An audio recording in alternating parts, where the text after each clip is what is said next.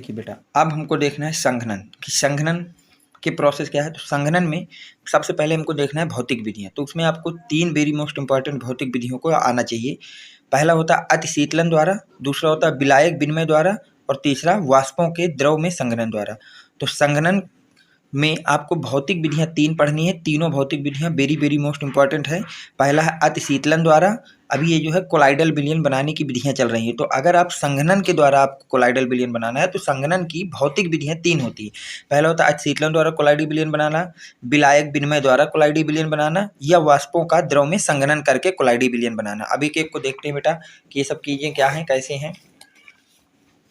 तो अगर हम बात करते हैं अतिशीतलन, तो अतिशीतलन द्वारा क्या होता है, किसी वास्तविक विलयन का अतिशीतलन करने पर उसकी विलेयता घट जाती है। अगर कोई आपके पास वास्तविक विलयन है और उसको आप ठंडा कर रहे हैं धीरे धीरे बेटा, उसको क्या कर रहे हैं बेटा, अगर ठंडा कर रहे हैं तो उसकी जो विलेयता है वो घट जाती है। तो आपको यही बोला गया है कि किसी वास्तविक विलयन का अतिशीतलन करने पर उसकी विलेयता घट जाती है, जिससे विलेय के कुछ कण परिक्षिप्त कण में आ जाते हैं और कोलाइडी विलयन का निर्माण करते हैं। जिससे क्या होता है, जो विलेय आपका उपस्थित होता है उसके कुछ कण क्या होते हैं, वो परिक्षिप्त कण में परिवर्तित हो जाते हैं, परिक्षिप्त कण के रूप में परिवर्तन आ जाता है। तो वो कण अगर बन गया और परिक्षिप्त कण किसी चीज़ में आ गया, मतलब थोड़े बड़े बड़े आकार में अगर कोई कण मिल गया तो उससे क्या मिलता है बेटा, कोलाइडी विलयन। तो वही जो वास्तविक विलयन होता है वो कोलाइडी विलयन में परिवर्तित हो जाता है। तो कुल मिला के ऐसा होता है अतिशीतलन में कि कोई आपके पास वास्तविक विलयन हो, कोई बेटा आपके पास क्या हो, वास्तविक विलयन हो, वास्तविक, एक मिनट बेटा, कि कोई आपके पास वास्तविक विलयन हो, वास्तविक विलयन हो। अब इसको आपको ठंडा कर देना है। इसको क्या कर देना है बेटा, ठंडा कर देना है, जिसको अतिशीतलन कहते हैं। और ठंडा करने पे क्या होता है, कोलाइडी विलयन जो है वो आपका, वास्तविक विलयन जो है वो आपका किस में बदल जाता है बेटा, कोलाइडी विलयन में। ऐसे विलयनों के लिए, ऐसे विलयन मतलब एक कोलाइडी विलयन बनाने का क्या तरीका है कि कोई वास्तविक विलयन हो उसको थोड़ा सा ठंडा कर दीजिए। और अगर ठंडा करने में कोलाइडी विलयन में जो आपके पास वास्तविक विलयन है उसमें उपस्थित जो विलेय के कण हैं उनका आकार अगर बढ़ जाता है, मतलब वो परिक्षिप्त कण में परिवर्तित हो जाते हैं, तो वो जो आपका वास्तविक विलयन है ठंडा करने के बाद किस में चला जाएगा बेटा, कोलाइडी विलयन में चले जाएंगे। ठीक, उदाहरण के लिए नमक का कोलाइडी विलयन। ठीक, अब चलते हैं आगे। देखिए दूसरा जो विधि होती है बेटा कोलाइडी विलयन बनाने की, विलायक विनिमय द्वारा। विलायक विनिमय क्या होता है कि जब हम किसी पदार्थ को ऐसे विलायक में मिलाते हैं जिसमें उसकी विलेयता अधिक होती है, फिर तुरंत बाद उसी पदार्थ को एक ऐसे विलायक में मिलाते हैं जिससे उसकी विलेयता बहुत कम होती है, इस प्रकार से बने विलयन को कोलाइडी विलयन कहते हैं या विलायक विनिमय कोलाइडी विलयन कहते हैं। तो जैसे अब इस विधि में क्या करना है बेटा, आपको जो भी विलेय ले रहे हैं बेटा, पदार्थ या विलेय, इसको सबसे पहले एक ऐसे विलायक में डालिए जिसमें ये बहुत ज़्यादा घुलता हो, बहुत ज़्यादा विलेय हो। तो पहले इस विलायक में डालिए, फिर इस विलेय के कण को तुरंत वहाँ से निकाल करके एक ऐसे विलायक में डाल दीजिए जिसमें उसकी विलेयता बहुत कम हो। सबसे पहले विलेय को एक ऐसे विलायक में डालना है जिसमें उसकी विलेयता बहुत अधिक हो, फिर उसी विलेय के कण को उस विलायक से निकाल करके एक ऐसे विलायक में डालना है जहाँ उसकी विलेयता बहुत कम हो। और इस तरह से जो हमारे पास कोलाइडी विलयन बनता है उसको हम लोग बोलते हैं विलायक विनिमय कोलाइडी विलयन। ठीक है, उदाहरण के लिए बेटा नेप्थलीन का कोलाइडी विलयन, उदाहरण के लिए आपको क्या रखना है कि जो नेप्थलीन का कोलाइडी विलयन होता है वो आपका विलायक विनिमय द्वारा बनाया जाता है। अगला चलते हैं बेटा वाष्पों के संघनन द्वारा। वाष्पों का द्रव में संघनन कैसे होता है, देखिए जब हम किसी उबलती हुई धातु, जैसे आपके पास है सल्फर है या मरकरी है, कि वाष्पों को उचित द्रव में प्रवाहित करने पर धातु के कणों का सगुणन या हो जाता है, सगुणन या संघनन हो जाता है तथा इससे स्थायी कोलाइडी विलयन बनता है। क्या होता है भैया, वाष्पों का द्रव में संघनन कैसे होता है कि जब हम किसी उबलती हुई धातु, जो उबलती हुई धातु है इसमें कोई ऐसा द्रव मिलाते हैं जिससे जो आपके धातु के कण हैं वो आपस में सगुणित हो जाए या फिर संघनित हो जाए। तो इस तरह से जो आपको कोलाइडी विलयन बनेगा उसको हम लोग कोलाइडी विलयन कह देते हैं, और ये एक आपका स्थायी कोलाइडी विलयन होता है। तो कुल मिला के एक धातु उबल रही है, कोई क्या हो रही है बेटा, धातु उबल रही है। उबलती हुई धातु में आपको एक ऐसा द्रव को प्रवाहित करना है जिससे ये जो धातु है इसके कण आपस में सगुणित हो जाएं और या फिर संघनित हो जाएं। तो इस तरह से जो विलयन बनता है वो आपका वो कोलाइडी विलयन कहलाता है। और ये जो कोलाइडी विलयन होता है ये बहुत ही ज़्यादा क्या होता है बेटा, स्थायी होता है। ये हो गया, जैसे उदाहरण के लिए मरकरी का कोलाइडी विलयन, मरकरी का जो कोलाइडी विलयन है उदाहरण के लिए आप उसमें लिख सकते हैं। अब देखिए संघनन की रासायनिक विधियां कौन कौन सी हैं, तो प्रमुख तरीके से बेटा 4 रासायनिक विधियां होती हैं जो हमको पढ़नी होती हैं। प्रमुख तरीके से कितनी होती हैं बेटा, 4 रासायनिक विधियां हैं। जैसे पहला है उभय अपघटन, दूसरा ऑक्सीकरण विधि, तीसरा अपचयन विधि और चौथा है बेटा जल अपघटन विधि। तो संघनन के द्वारा अगर आपको कोलाइडी विलयन बनाना है तो उसके भौतिक विधियां होती है 3 और रासायनिक विधि होती है बेटा 4। अब रासायनिक विधियों में इन सबको एक एक करके हम लोग डिटेल से पढ़ेंगे कि ये क्या है, कैसे है। अब देखिए, जैसे सबसे पहले हम लोग पढ़ेंगे उभय अपघटन विधि किसे कहते हैं। उभय अपघटन विधि क्या होता है? इस विधि द्वारा धातु सल्फाइडों का कोलाइडी विलयन बनाते हैं। जो उभय अपघटन विधि है, इस विधि द्वारा क्या करते हैं बेटा, जो धातु सल्फाइड होते हैं उनका कोलाइडी विलयन हम लोग बनाते हैं।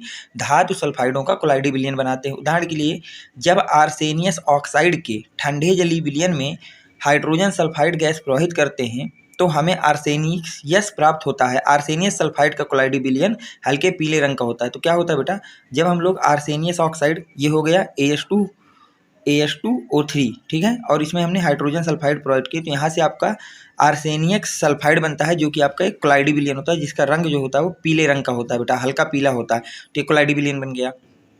इसी तरह दूसरी कोलाइडी विलयन बनाने की विधि है बेटा ऑक्सीकरण विधि द्वारा। इस विधि द्वारा सल्फर, आयोडीन इत्यादि अधातुओं का कोलाइडी विलयन बनाते हैं। तो ऑक्सीकरण विधि द्वारा अधिकतर जो आपका कोलाइडी विलयन बनता है बेटा वो अधातुओं का बनाते हैं। वो किसका बनाते हैं भैया? अधातुओं का बनाते हैं। उदाहरण के लिए अगर हम बात करते हैं तो जब सल्फर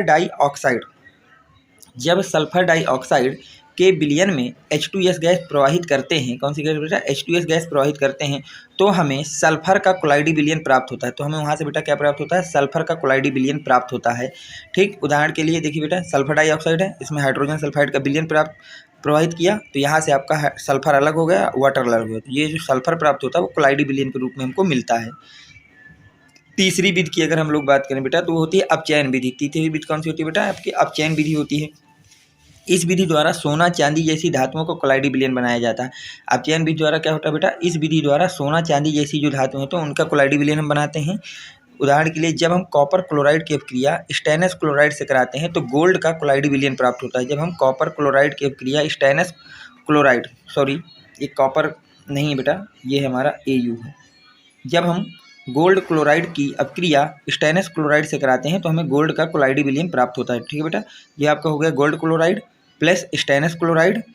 ठीक, अब इसकी रिएक्शन करा दी तो यहाँ से गोल्ड का कोलाइड विलयन अलग हो जाता है और स्टेनस टेट्रा क्लोराइड अलग हो जाता है। अगली और लास्ट विधि होती है बेटा कोलाइडी विलयन बनाने की, जल अपघटन विधि द्वारा बनाया जाता है। किसके द्वारा बनाया जाता है बेटा? जल अपघटन विधि द्वारा बनाया जाता है। इस विधि द्वारा भारी जो धातुएं होती हैं, जैसे आपका आयरन हो गया, इनका कोलाइडी विलयन बनाते हैं। तो जल अपघटन द्वारा जो कोलाइडी विलयन बनाया जाता है आपका भारी धातुओं का बनाया जाता है। किसका बनाया जाता है बेटा? भारी धातुओं का।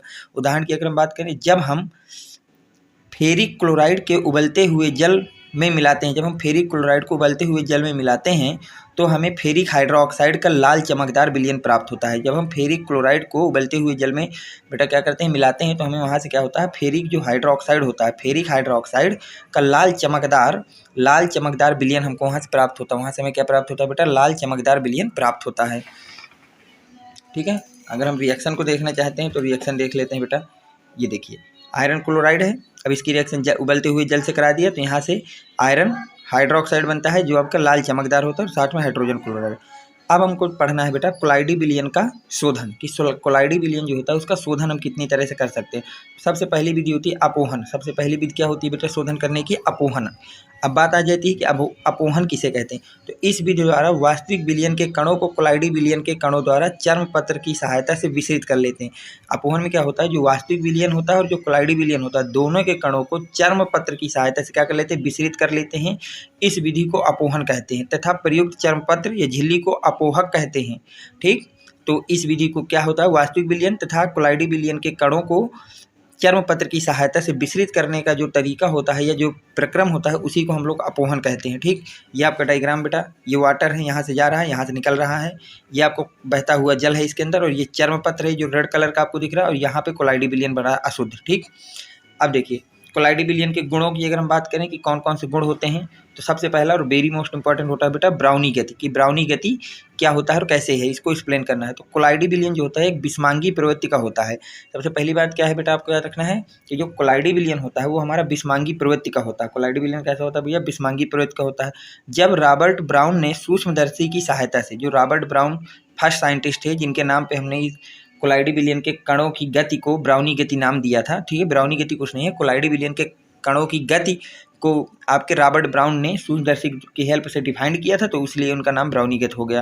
तो जब रॉबर्ट ब्राउन ने सूक्ष्मदर्शी की सहायता से कोलाइडी बिलियन के कणों की गति का अध्ययन किया तो यह पाया कि कोलाइडी बिलियन के कण बिलियन के अंदर टेढ़े मेढ़े अर्थात सभी दिशाओं में गति करते। तो जब कोलाइडी बिलियन के जो कण थे उसको रॉबर्ट ब्राउन ने सूक्ष्मदर्शी की सहायता से देखा तो उन्होंने ये पाया कि जो कोलाइडी बिलियन के कण होते हैं उनकी कोई दिशा नहीं होती है कि इसी दिशा में गति करेंगे, वो सभी दिशाओं में टेढ़े मेढ़े तरीके से गति करते रहते। कोलाइडी बिलियन के अंदर कोलाइडी कणों के इस प्रकार की गति को ही ब्राउनी गति कहते हैं, और जो इनके गति करने का जो तरीका होता है इसी को हम लोग क्या बोलते हैं बेटा, ब्राउनी गति बोलते हैं। इसी को हम लोग क्या बोलते हैं भैया, ब्राउनी गति बोलते हैं। इसी को हम लोग क्या बोलते हैं भैया, ब्राउनी गति बोलते हैं। इसी चीज़ को हम लोग ब्राउनी गति बोलते हैं। ठीक है, देखिए अब ये देखिए ये कण है बेटा, इस तरह से आपका ये पहले यहाँ गया, फिर यहाँ गया, फिर यहाँ से यहाँ गया, फिर यहाँ गया, यहाँ गया, यहाँ गया, तो इसको कहाँ जाना है ये हमको फिक्स नहीं है। तो इसी चीज़ को हम गए रॉबर्ट ब्राउन ने सूक्ष्मदर्शी की सहायता से देखा था, तो इसलिए जो कोलाइडी कणों की गति है उसको हम लोग ब्राउनी गति बोल रहे हैं। तो ब्राउनी गति कोलाइडी कणों के परिक्षेपण माध्यम के कणों से टकराने का। और अगर पूछ लिया जाए कि कणों की ब्राउनी गति क्यों होती है तो आपको ये बताना है क्योंकि जो आपके कोलाइडी कण होते हैं वो परिक्षेपण माध्यम से टकरा जाते हैं, जिसके कारण उनमें गति आ जाती है। दूसरी चीज़ आपको पता होनी चाहिए कि टिंडल प्रभाव किसे कहते हैं। अगली चीज़ जो आपको पता होनी चाहिए वो है बेटा टिंडल प्रभाव। टिंडल प्रभाव क्या है, तो जब कोई प्रकाश किरण अंधेरे कमरे से गुजरती है, जब कोई बेटा आपकी प्रकाश जो किरण है वो अंधेरे कमरे से गुजरती है तो अंधेरे कमरे में उपस्थित धूल के कण चमकने लगते हैं। तो अंधेरे कमरे में जो आपके उपस्थित धूल के कण होते हैं वो चमकने लगते हैं। ये आपने देखा ही होगा कमरे में कि जहाँ लाइट प्रकाश नहीं होता है, अगर उस कमरे में कोई रोशनदान से अगर हल्का सा प्रकाश आ रहा है तो आप देखते होंगे कि उस प्रकाश में जो आता है वहाँ पर आपको छोटे छोटे कण दिखाई देते होते हैं। तो वही लिखा है कि जब कोई प्रकाश किरण अंधेरे कमरे से गुजरती है तो अंधेरे कमरे में उपस्थित धूल के कण चमकने लगते हैं।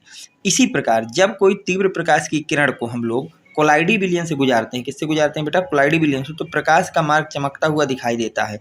तो प्रकाश का मार्ग कैसा दिखाई देता है बेटा, चमकता हुआ दिखाई देता है।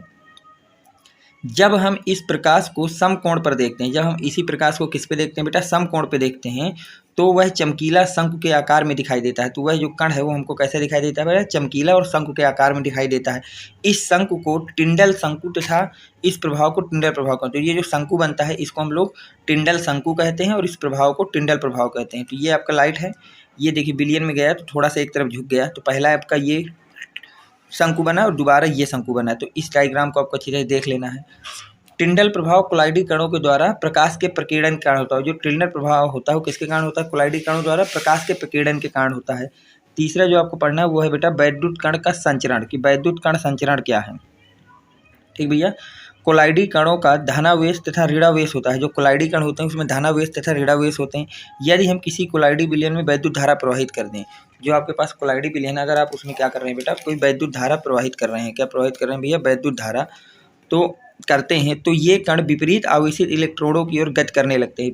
ठीक है, तो आपको पता है अगर आपने किसी भी कोलाइडी बिलियन में विद्युत धारा प्रवाहित किया तो विपरीत आवेश के जो इलेक्ट्रोड होंगे उसमें ये आपके जो कोलाइडी बिलियन के अंदर धन आयन या ऋण आयन के आवेश हैं वो आपके विपरीत कैथोडों इलेक्ट्रोडों पे जाकर के चिपक जाते हैं, जिसके कारण क्या होता है, बिलियन उदासीन होकर अवक्षेपित हो जाता है। जो कोलाइडी बिलियन है वो उदासीन हो जाता है और अवक्षेपित हो जाता है।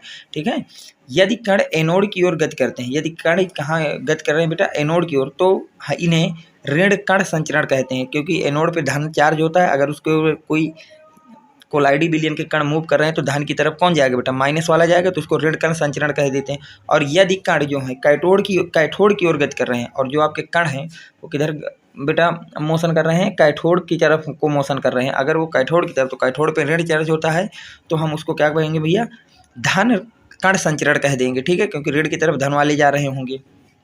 उदाहरण के लिए अगर हम बात करें तो फेरिक हाइड्रोक्साइड के बिलियन में, जो आपका फेरिक हाइड्रोक्साइड होता है, अगर इसके बिलियन में विद्युत धारा प्रवाहित करने पे, अगर आप इसमें विद्युत धारा प्रवाहित कर रहे हैं तो इसके कण कैथोड की ओर गति करते हैं। तो जो इसके कण होते हैं वो किधर को गति करते हैं बेटा, कैथोड की ओर को गति करते हैं, जिससे स्पष्ट है कि इसके कण धनावेशित प्रकृति के होते हैं। अगर ये कैथोड की ओर गति कर रहे हैं, कैथोड पे होता है भैया माइनस चार्ज, तो माइनस की तरफ कौन जाएगा, प्लस। तो यहाँ से आपको ये पता चल गया कि जो फेरिक हाइड्रोक्साइड का कोलाइडी बिलियन होता है तो उसमें फेरिक हाइड्रोक्साइड के जो कण होते हैं वो धनावेशित होते हैं। उदाहरण के लिए बेटा ये आपकी एक ट्यूब है, टेस्ट ट्यूब, यहाँ पे बिलियन भरा है फेरिक हाइड्रोक्साइड का। अब ये एनोड है, ये कैथोड, तो फेरिक हाइड्रोक्साइड में जो Fe+3 आयन होता है वो आपका कैथोड की तरफ मूव करने लगता है, जैसे इधर को मूव कर रहा है, तो आप इसको बोलते हैं। ठीक, अब आगे बात करते हैं स्कंदन की, भैया स्कंदन क्या होता है। अगली बात बेटा हम लोग करते हैं कि स्कंदन क्या होता है। ध्यान से सुनिएगा बेटा। किसी कोलाइडी विलयन में, जो कोलाइडी विलयन है में जब विद्युत धारा को प्रवाहित करते हैं, जब किसी कोलाइडी विलयन में हम क्या करते हैं बेटा, किसी विद्युत धारा को प्रवाहित करते हैं, जब हम अवक्षेप प्राप्त होता है और उस कोलाइडी विलयन में विद्युत धारा को प्रवाहित करने के बाद अगर अवक्षेप बन जाता है तो इस विधि को स्कंदन कहते हैं। अगर आप दूसरी भाषा में बोलना चाहें तो कोलाइडी विलयन को अवक्षेप में परिवर्तित करने का जो प्रक्रम या तरीका होता है उसको हम लोग स्कंदन बोलते हैं। उदाहरण के लिए, जब हम आर्सेनिक सल्फाइड के कोलाइडी विलयन में बेरिलियम क्लोराइड मिलाकर, जब आर्सेनिक सल्फाइड के विलयन में हम क्या करते हैं बेटा, बेरिलियम क्लोराइड को मिलाकर वैद्युत धारा प्रवाहित करते हैं तो हमें आर्सेनियस सल्फाइड का अवक्षेप प्राप्त होता है। तो हमें वहाँ से बेटा आर्सेनियस सल्फाइड का अवक्षेप प्राप्त होता है। इसी तरह अगर हम बात करें हार्डी-सुलजे का नियम, कि हार्डी-सुलजे का नियम क्या कहता है, देखिए इस नियम के अनुसार किसी विद्युत अपघट्ट की स्कंदन क्षमता पर आधारित है। हार्डी-सुलजे ने एक नियम दिया था जिसमें बताया था कि कोई जो विद्युत अपघट्ट है उसकी स्कंदन क्षमता कितनी होगी। तो इस नियम के अनुसार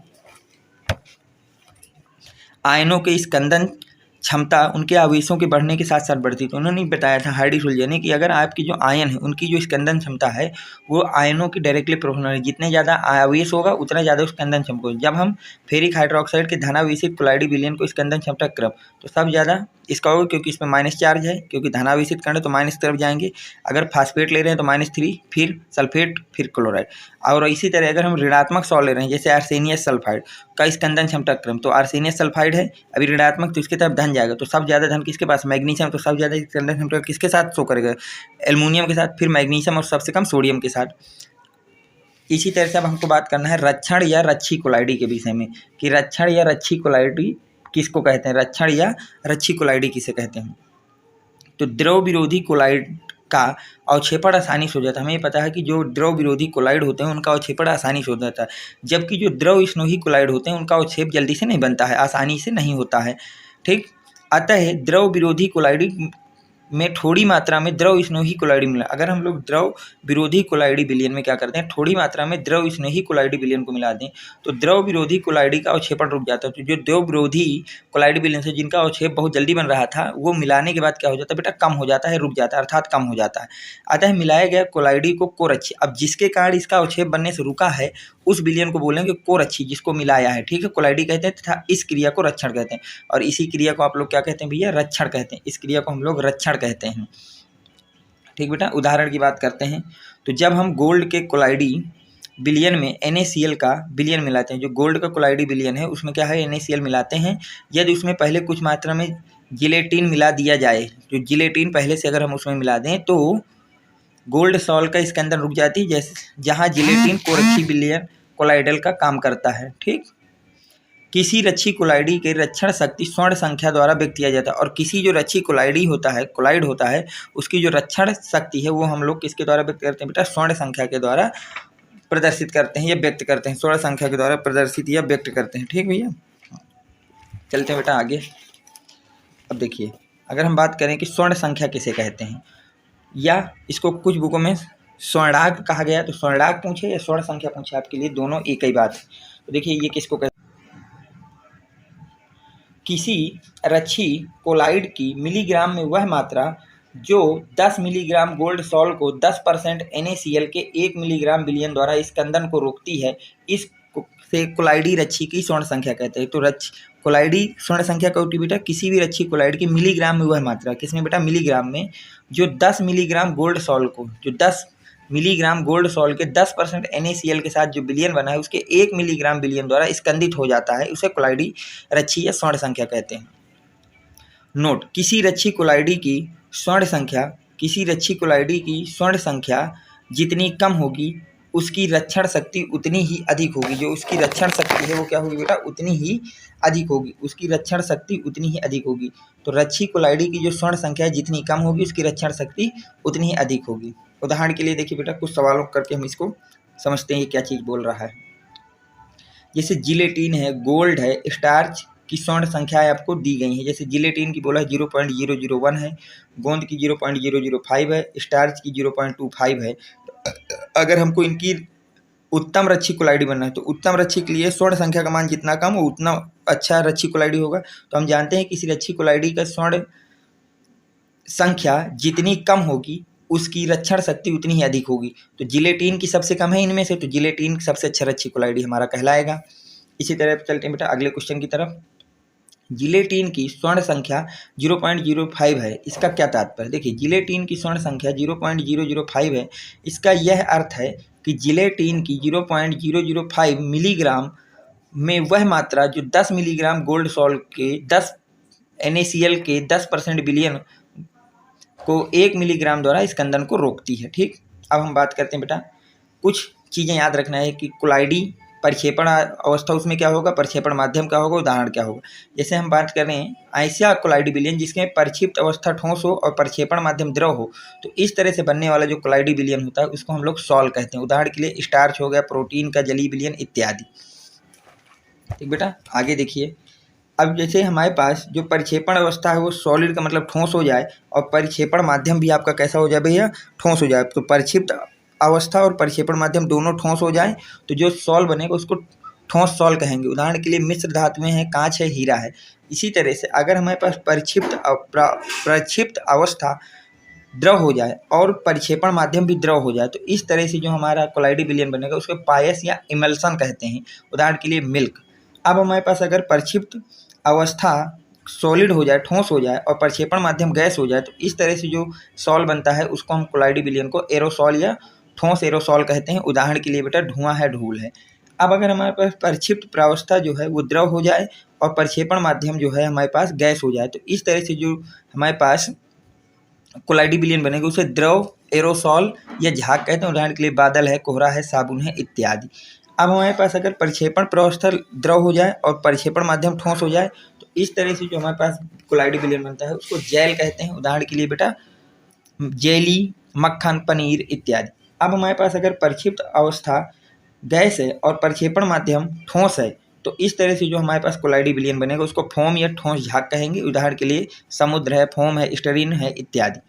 अब बात आती है कि सॉल किसे कहते हैं, तो वह कोलाइडी विलयन जिसमें परिक्षिप्त प्रावस्था ठोस तथा परिक्षेपण माध्यम द्रव होता है साल कहलाता है। उसको क्या कहते हैं बेटा, साल कहते हैं। जैसे उदाहरण के लिए सोने का जल में कोलाइडी विलयन, सोने का जल में कोलाइडी विलयन, सोने का जल में कोलाइडी विलयन। इसी तरह से आगे बात की जाए पायस कि पायस क्या होता है, तो वह कोलाइडी विलयन जिसमें परिक्षिप्त प्रावस्था तथा परिक्षेपण माध्यम दोनों द्रव होते हैं उसे पायस कहते हैं। उदाहरण के लिए दूध और तेल का जलीय विलयन। बात आती है जेल किसको कहते हैं, तो वह कोलाइडी विलयन जिसमें परिक्षिप्त प्रावस्था द्रव तथा परिक्षेपण माध्यम ठोस होता है जेल कहलाता है। उदाहरण के लिए जैम है, पनीर है, जेली इत्यादि। गोल्ड सॉल बनाने की विधियों की अगर हम बात करें तो गोल्ड सॉल का निर्माण अपचयन विधि द्वारा किया जाता है। जो गोल्ड सॉल है उसका निर्माण किसके द्वारा करते हैं बेटा, अपचयन विधि द्वारा किया जाता है। जब हम गोल्ड क्लोराइड के जलीय विलयन की क्रिया स्टेनस क्लोराइड से कराते हैं तो बैगनी रंग का गोल्ड सॉल प्राप्त होता है जिसे कसियस कहते हैं। जिसे क्या कहते हैं बेटा, कसियस कहते हैं। उदाहरण के लिए ये आपका गोल्ड क्लोराइड है, स्टेनस क्लोराइड के साथ इसका जलीय विलयन बनाया तो यहाँ से गोल्ड सॉल बन गया और स्टेनस टेट्रा क्लोराइड बन गया। ठीक है, अब देखिए कुछ और क्वेश्चन इंपॉर्टेंट कि कोलाइडी अवस्था में औषधियाँ अधिक प्रभावशाली होती हैं, क्यों बताइए।